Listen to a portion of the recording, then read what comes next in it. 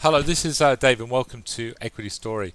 I thought the price action last night on the Dow Jones was pretty good, and again, you can't really see it, but we held that sort of swing high from about 7 days ago.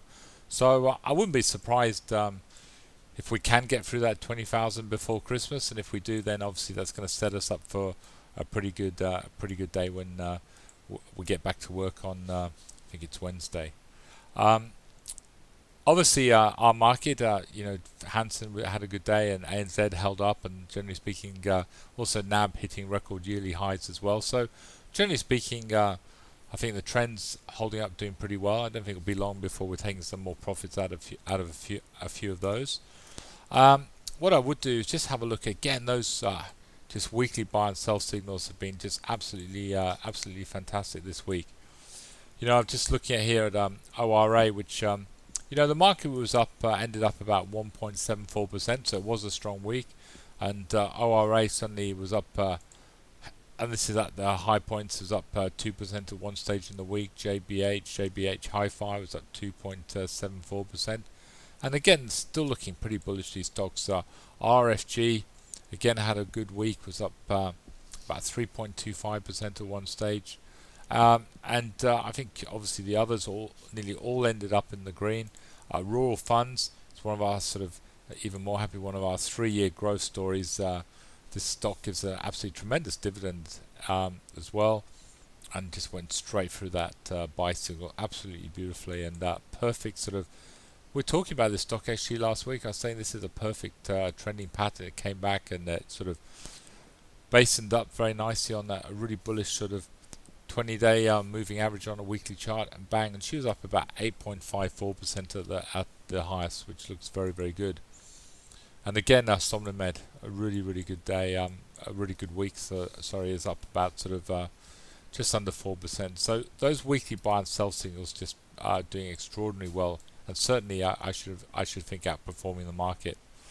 And again, really the generally speaking, the bullish signals. Even now, still all look bullish. Corporate travel was up about 5.63% at its highest. SIP sort of came down a little bit, but at one stage was up sort of 4%. PGH was up. This chart looks good. This PGH, we trended PGH quite a few times actually over the last few years, and I wouldn't buy it now. It's coming, it's getting a little bit of a. I think we'll get a little bit of resistance up there. But again, I had a good week up, just under 5% at one stage. So again, those bullish signals really performing. Obviously, Westpac, NAB, all did very well. These banks. NWH didn't have the best week, but again, I still think that's a pretty bullish chart, and it's sort of trading on sort of under $1. So any sort of slight move it has will be quite big. But I think generally speaking, it's in the right sector, and I think it'll be a good story over the next few months. What I would just like to, just for Christmas, have a chat about the sort of micro caps, the 10 baggers as we like to call them. We had some good, I think, good news today. AHZ. It's been a little bit of a. I mean, we put this one out. I think it was just under about sort of 50 cents.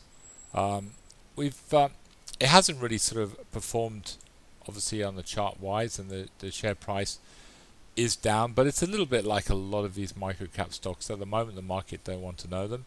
I think this company, companies like Morgan's have got pretty high target prices on this company, around sort of $2. We tend to think it's worth at least 70-80 cents on certainly on the heart treatment which they've got. But obviously, where the big kick up with this company is, they've hopefully going to find the cure for herpes, and obviously AHZ could be anywhere.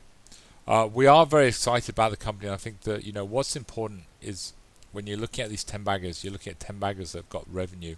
What revenue does? It puts a floor under the share price, and we know as long as that revenue is going to be growing over time, so should the share price. And it's one of the reasons we put AHZ on, and we really like the story. I think next year, Adamas is going to be a good story for us, and hopefully it'll be another doubler pretty quickly. And what we like to do with Equity Story, if these stocks double, we like to obviously sell half and get our money back, and then enjoy the rest of the ride. But I was impressed. The revenue numbers were pretty good on with AHZ today, and I do expect it to be a good story next year. Just while I'm looking at a few sort of 10 baggers as I do, again, Crusader.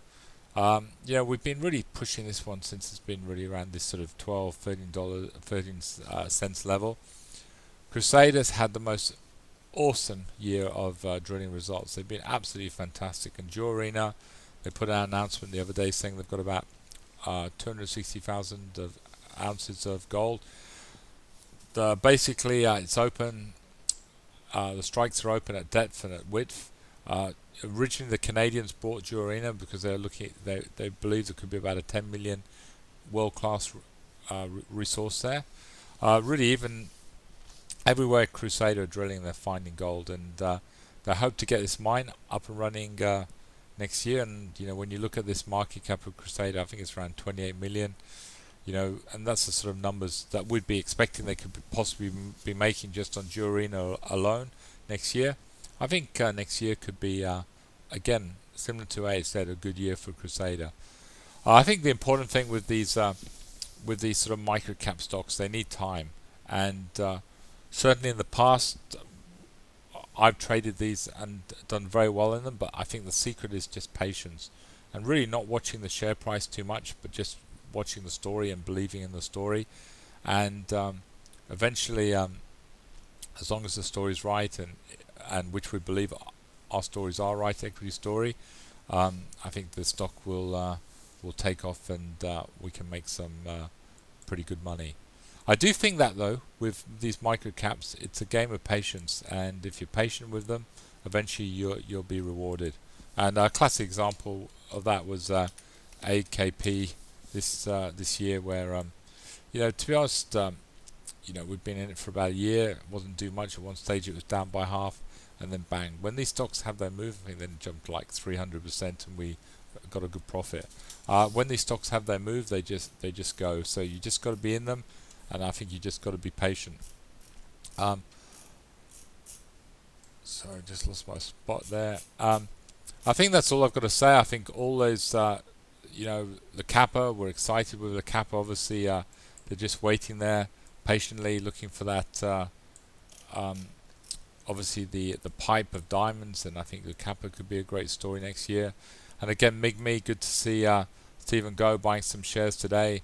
They've got a problem, MigMe, by the fact they've just got no liquidity in the stock, and if someone sells, they're just selling it down from sort of 30 cents to 10 cents with, selling 20 grand of stock. It's just crazy. This company, again, it's growing its revenue model.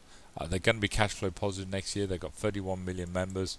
We've got a lot of hope for this company. I think it could be a great story next year.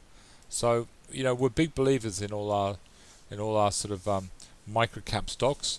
But I think just, again, the important thing is patience, especially this year where the market doesn't really want to seem to give them too much attention. That's all I've got to say today on Equity Story. Listen, we do wish you a fantastic Christmas and New Year. We will be here from the 28th to the 30th. So if you've got any questions, please send us an email or call us up at the office. Anyway, thank you very much, and have a wonderful Christmas, and goodbye.